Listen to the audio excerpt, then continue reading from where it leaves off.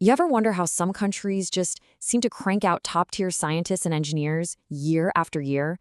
Well, today we're going to pull back the curtain on the quiet secret behind China's massive power in STEM. And trust me, the story starts in a place you would never, ever expect. Okay, so it all kicks off with this weird clue from a Chinese engineer.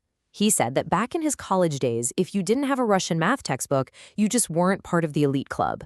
Sounds kind of crazy, right? Like a textbook? But here's the thing, it's not an exaggeration at all. In fact, it's the key to unlocking this whole story about a huge shift in global education.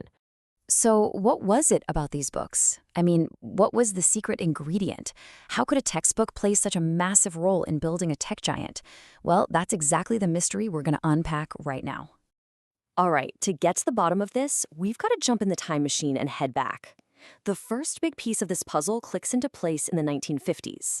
See, China was at this crossroads, basically having to rebuild its entire science and tech education system from scratch. So picture this. It's after 1949, and Chinese educators are looking at this huge blank slate. They've got two basic options. Option one, try to invent a whole new system from the ground up. I mean, that could take years, maybe decades. Or option two, look around and just borrow a blueprint from someone who'd already cracked the code. Yeah, when you put it like that, the answer was kind of obvious, right? The Soviet Union.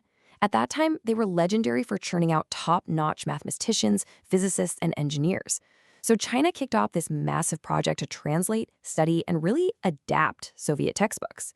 And this is key. They didn't just copy-paste. They absorbed the core philosophy into their own system. And that philosophy, in one word, rigor. Okay, so that brings us right to the heart of it. What was so special about this Soviet, or, more accurately, this Russian approach to teaching math? Why did it work so darn well? Well, the secret sauce actually has a name. It's called mastery learning. And look, this isn't some trendy new buzzword from an education conference. Nope. This idea was baked right into classic Russian textbooks. We're talking books by legends like Alexander Kiselev.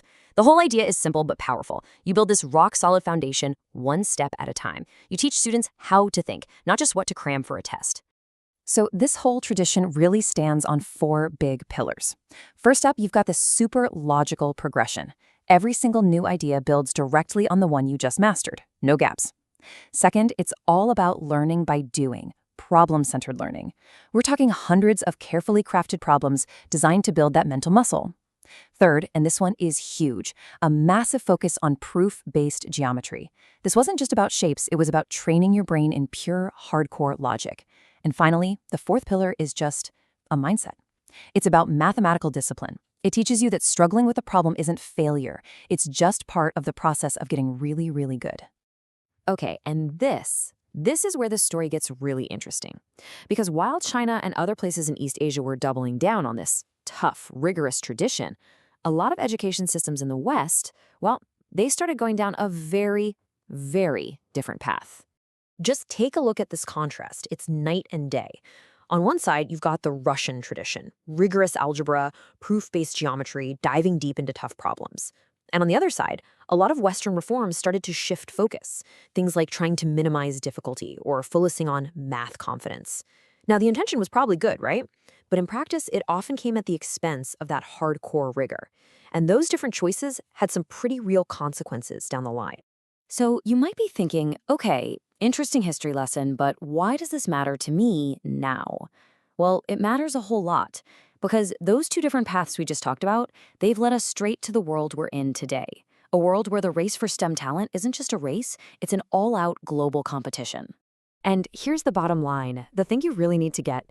This isn't a local game anymore. It's not about competing with the kids down the street.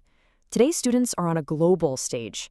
They're up against students in Shanghai, in Beijing, in Moscow, students who grew up in systems that treat math with this incredible seriousness.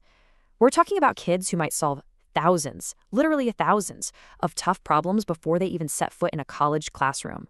Which brings us right back to where we started, and to the author's big idea.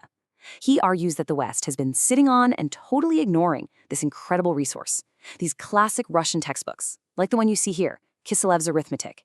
These are the books that trained generations of brilliant minds. He calls them a forgotten educational treasure. They're simple, they're tough, and they're just waiting to be rediscovered. And that really leaves us with this one big question to chew on. As every country on Earth scrambles to innovate and lead the future of tech, could it be that the key isn't some brand new, flashy idea?